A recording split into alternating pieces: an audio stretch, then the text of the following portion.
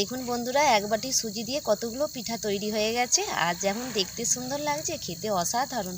দেখুন একটা পিঠে ভেঙে দেখাচ্ছি, কত সুন্দর দেখুন পুরে ঠাসা পিঠেটাতে। এই দেখুন কত সুন্দর লাগছে দেখতে, স্পঞ্জের মতন দেখুন একদম, আর খুব নরম।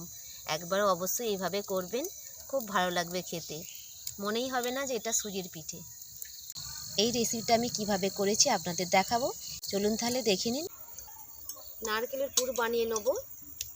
নারকেল কোড়াটা কড়ার মধ্যে দিয়ে দিচ্ছি।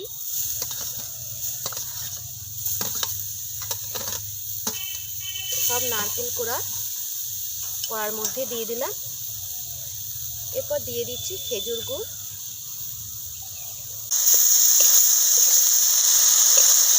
ভালো করে গুড় আর নারকেলটা নাড়াচাড়া করে নিচ্ছি। অল্প জালে এটা করতে হবে, বেশি জাল দিলে নারকেলটা পুড়ে যাবে, পুরটা খেতে ভালো লাগবে না। দেখুন খুব সুন্দর হয়ে গেছে পুরটা। এবার নামিয়ে নেব। পুরটা একটা থালার মধ্যে আমি নিয়ে নিচ্ছি। কড়াটা পরিষ্কার করে নিয়ে উনানে বসিয়ে নিয়েছি। কড়ার মধ্যে দিয়ে দিচ্ছি জল।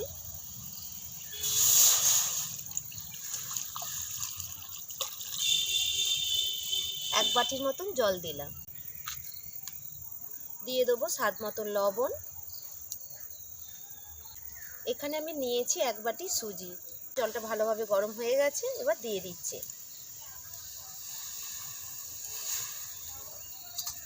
দিয়ে একটু নাড়াচাড়া করে নেব।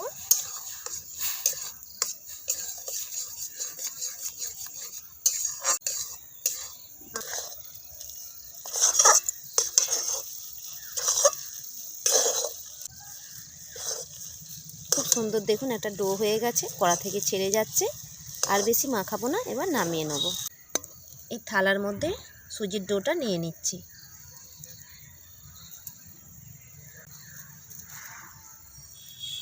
আমি এটা ভাপা পিঠে করব, তার জন্য জল গরম লাগবে।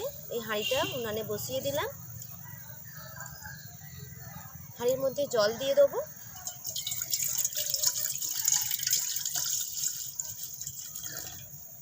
একটা ঢাকনা দিয়ে ঢাকা দিয়ে দেবো। জলটা গরম হতে হতে এখানে আমি যে ডোটা মাখিয়ে রেখেছি, এখান থেকে লেচি করে নেব।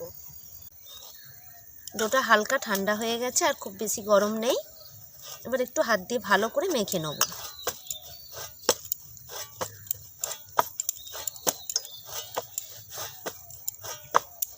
এইভাবে মেখে নিতে হবে। মাখা হয়ে গেছে, এবার এখান থেকে লেচি কেটে নেব। অল্প অল্প করে নেব। এইভাবে গোল করে নিলাম। নিয়ে একটু জল হাত করে নেব। এই যেখানে আমি বাটিতে জল নিয়ে নিয়েছি, জল হাত করলে খুব সহজে না হয়ে যায় খিলিগুলো করা, সেই জন্য একটু জল হাত করে নিই। আর হাতে লাগবে না, হাতে যে জড়িয়ে যায় সেটা আর জড়াবে না। দেখুন কত সহজে হয়ে যাচ্ছে খিলিগুলো। খুব সহজ আর খেতে খুবই সুন্দর লাগে। আপনারা অবশ্যই করবেন এইভাবে। দেখুন কত সুন্দর হয়ে গেল খিলিটা। এবার এখানে যে আমি পুর করে রেখেছিলাম নারকেলে, সেই পুরটা নিয়ে নেব। অল্প করে নেব, নিয়ে খিলির মধ্যে দিয়ে দেবো, দিয়ে ভাঁজ করে দেবো। দেখুন এইভাবে দুটো মুখকে সমান করে এইভাবে খুব ভালো করে বন্ধ করে দিতে হবে আগে। দেখুন বন্ধ করে দিয়েছি। এবার এইভাবে ভাঁজ করব। এইভাবে ভাঁজ করে নেব, নিয়ে ঠিক এইভাবে দেখুন কত সুন্দর হয়ে গেল ভাঁজটা। এইভাবে বাকিগুলো সব করে নেব। আবার লেচি আমি কেটে নিয়েছি, নিয়ে আবার জল হাত করে নেব। একটু আঙুলে জল মেখে নিলাম, নিয়ে এইভাবে আবার করে নিচ্ছি। খুব সহজ দেখুন। এইভাবে করলে কি তাড়াতাড়ি হয়েও যায় পিঠাগুলো তৈরি। দেখুন কত সুন্দর হয়ে গেল বাটির মতন। এখান থেকে নেব পুরো আবার নারকেলে, নিয়ে দিয়ে দিলাম। দিয়ে একইভাবে দুটো মুখকে সমান করে ভাঁজ করে নেব, যাতে পিঠের মুখটা খুলে না যায়। দেখুন ঠিক এইভাবে ভাঁজ করব।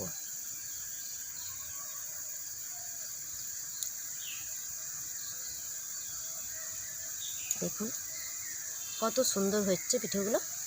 খুব সুন্দর লাগছে দেখতে, আর খেতেও খুবই সুন্দর, একদম অসাধারণ। যদি এইভাবে একবার করেন আর চালের গুঁড়ির পিঠে খেতে চাইবেন না। দুটো তৈরি করা হয়ে গেল, বাকিগুলো সব তৈরি করে নিচ্ছি।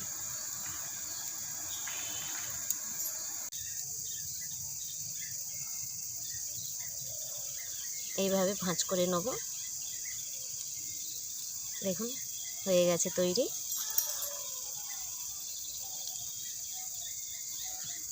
এইগুলো তৈরি হয়ে গেছে, ভাপিয়ে নেব।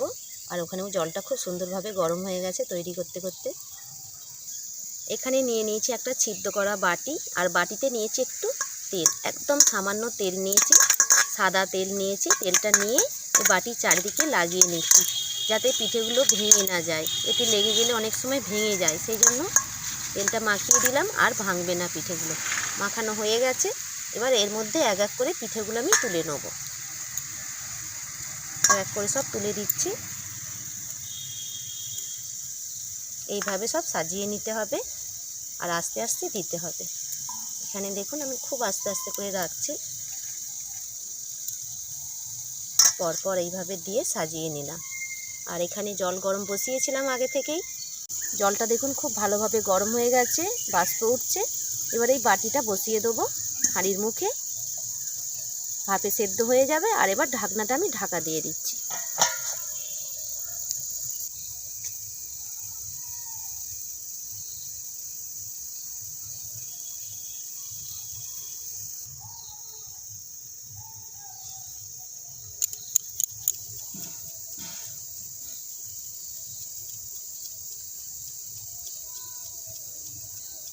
এইভাবে একটু পাতলা পাতলা করতে হবে, খুব মোটা করলে কিন্তু পিঠেগুলো খেতে ভালো লাগবে না।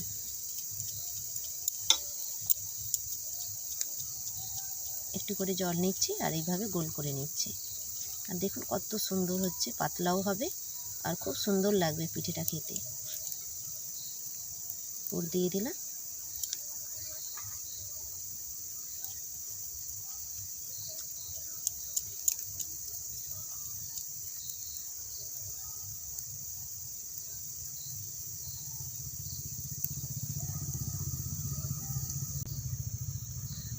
কত সুন্দর হচ্ছে পিঠেগুলো।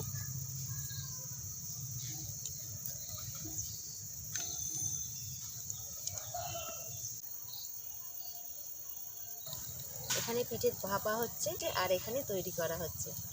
ওটা হতে হতে এখানেও তৈরি করা হয়ে যাবে।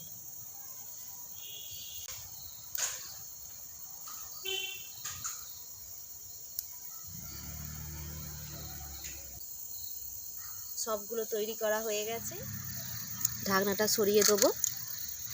দেখুন পিঠেগুলো হয়ে গেছে। এইভাবে আঙুল দিয়ে দিলে দেখুন আবার ওপরে উঠে যাচ্ছে। আর যদি আঙুলটা দেওয়ার ফলে যদি নিচে দিয়ে নেমে যায় তাহলে জানবেন যে একটু বাকি আছে। কিন্তু এটা দেখুন আমি আঙুল দিচ্ছি আবার ওপরে উঠে পড়ছে। দেখুন এইভাবে আঙুল দিলেই আবার ওপরে উঠে যাচ্ছে, তার মানে এটা হয়ে গেছে। এবার নামিয়ে নেব। এই প্লেটের মধ্যে আমি সব ঢেলে নিচ্ছি। একটু নাড়া দেবো, দিয়ে ঢেলে নিতে হবে। আর দেখুন কত সুন্দরভাবে পড়ে গেল, একটাও কিন্তু ভেঙে যায়নি। এবার বাকিগুলো সব করে নেব। দেখুন বন্ধুরা এখান থেকে এখনও বাষ্প উঠছে, আর এগুলো এই গরম নামিয়েছি। দেখুন একটু কালো হয়ে গেছে, আর যেগুলো কাঁচা সেগুলো দেখুন এখনও সাদা আছে। এই বাটিতে নেবো, নিয়ে আবার এগুলো ভাপিয়ে নেব। এভাবে আস্তে আস্তে দেবো। এইভাবে যদি করেন পিঠে একটাও কিন্তু ভেঙে যাবে না। সবগুলো সাজানো হয়ে গেছে, আবার হাঁড়ির মুখে বসিয়ে দেবো। বসিয়ে দিলাম। একইভাবে আবার ঢাকনা দিয়ে ঢাকা দিয়ে দেবো। এই পিঠের সঙ্গে খেজুর গুড় খুব সুন্দর লাগবে। শীতকালে তো খেজুর গুড় সবসময়তেই পাওয়া যায়। দেখুন একটু খেজুর গুড় নিয়ে নিচ্ছি।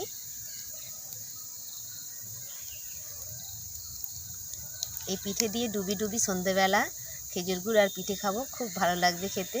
পিঠে তৈরি করতে করতে অন্ধকার হয়ে গেছে, আর আমি দেখুন একটা পিঠে ভেঙে দেখাচ্ছি। কত সুন্দর দেখুন, পুরে ঠাসা পিঠেটাতে। এই দেখুন কত সুন্দর লাগছে দেখতে। সবগুলোই খুব সুন্দর হয়েছে। একবার অবশ্যই এইভাবে করবেন, খুব ভালো লাগবে খেতে। মনেই হবে না যে এটা সুজির পিঠে। দেখুন বন্ধুরা কত সুন্দর লাগছে দেখতে। কার কার ভালো লেগেছে এই রেসিপিটা আমাকে কমেন্ট করে অবশ্যই জানিয়ে দেবেন। আমার তো পিঠে খেতে খুবই ভালো লাগে, করতেও ভালো লাগে পিঠে, আর খেতেও খুবই ভালো লাগে। আজকের মতন রেসিপিটা এখানেই শেষ করলাম। আবার নতুন রেসিপি নিয়ে চলে আসবো আপনাদের সামনে। আর এই রেসিপিটা যদি আপনাদের ভালো লেগে থাকে সাবস্ক্রাইব করে দেবেন। আজকের মতন এখানেই শেষ করলাম, আবার নতুন রেসিপি নিয়ে চলে আসবো। নমস্কার।